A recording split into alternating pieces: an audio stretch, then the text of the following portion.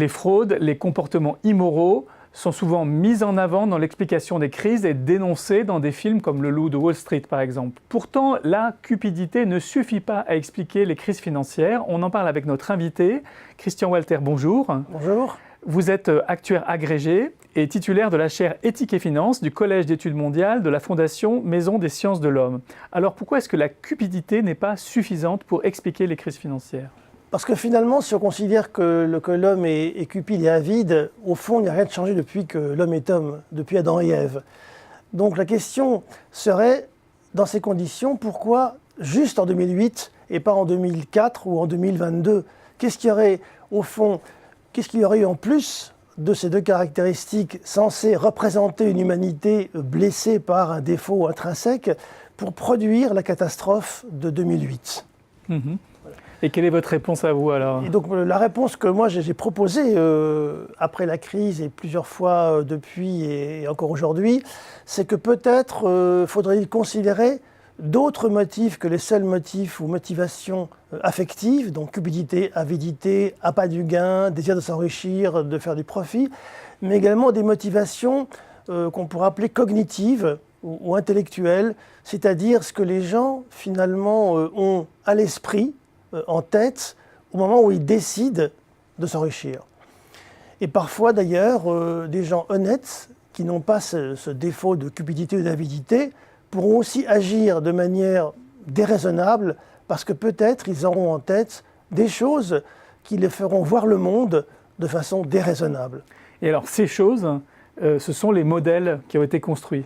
Alors voilà, l'idée c'est que finalement quand on agit, on a un peu deux manettes. Une manette affective, désir de s'enrichir ou désir de penser à l'autre, et une manette intellectuelle, qu'est-ce que l'on a à l'esprit comme représentation, au fond, du monde dans lequel on se trouve.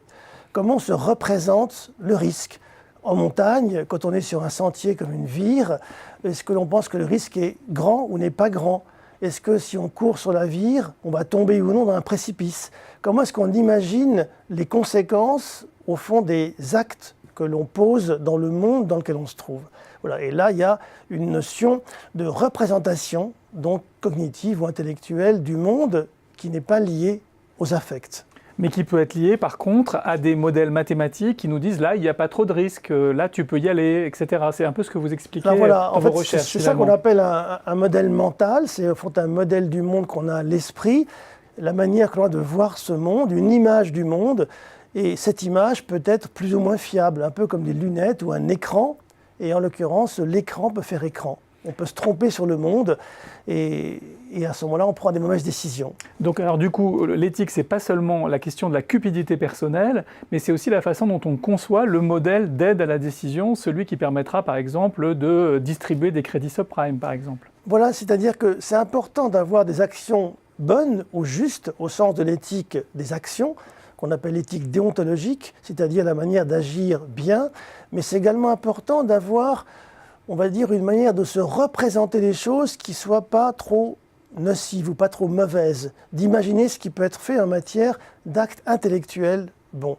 Et par exemple, pour les modèles dont vous parliez, en l'occurrence, la manière dont on se représente le monde économique et financier va contenir des images de ce monde qui seront plus ou moins justes, plus ou moins bonnes, plus ou moins dangereuses. C'est ça que j'appelle les modèles mentaux. Alors, ce qui est dangereux, c'est que ces modèles n'ont pas prévu de discontinuité. C'est ça ce que vous expliquez. Voilà, alors, moi, ce qui est important, c'est de dire que je ne suis pas économiste. Donc, je sais que les économistes proposent des modèles mentaux sur le monde, néoclassiques, keynésiens, post-keynésiens. Ce sont des manières de voir les choses. Ce ne sont pas, en fait, dans ces manière-là que moi je situe ce que je mets comme modèle mental. Moi je suis actuaire, donc je m'intéresse surtout aux façons de se représenter l'incertitude, les aléas, on va dire les futurs contingents, l'inconnu des choses. Donc je laisse aux économistes leur métier très compliqué, et j'ai beaucoup d'admiration pour eux, qui est de savoir quoi cause quoi en matière de politique ou en matière d'économie. Je dis seulement comme actuaire, attention, car l'image que l'on se fait de l'incertitude peut aussi avoir une influence sur la prise de décision. Et là, j'aime bien citer, comme vous l'avez rappelé, cette célèbre phrase de Greenspan, qui en mars 2008 déclarait au Financial Times nous ne pourrons jamais anticiper toutes les discontinuités des marchés financiers. Et là, c'est clair que pour Greenspan, quand il dit une phrase comme celle-là, peut-être a-t-il à l'esprit, peut-être, je ne sais pas, un modèle mental dans lequel, pour lui, le monde serait continu. Et donc, je vais revenir sur ce terme, donc si effectivement les mouvements des prix ou des marchés sont continus, de fait, lorsqu'apparaît une cassure ou une rupture, Greenspan dira « je suis sous le choc », ce qu'il a dit à ce moment-là. Parce que tout son modèle s'effondrait, et justement, donc vous dites qu'il ne faut pas se limiter à ce type de modèle. Eh bien, Christian Walter, merci pour cet éclairage. Merci.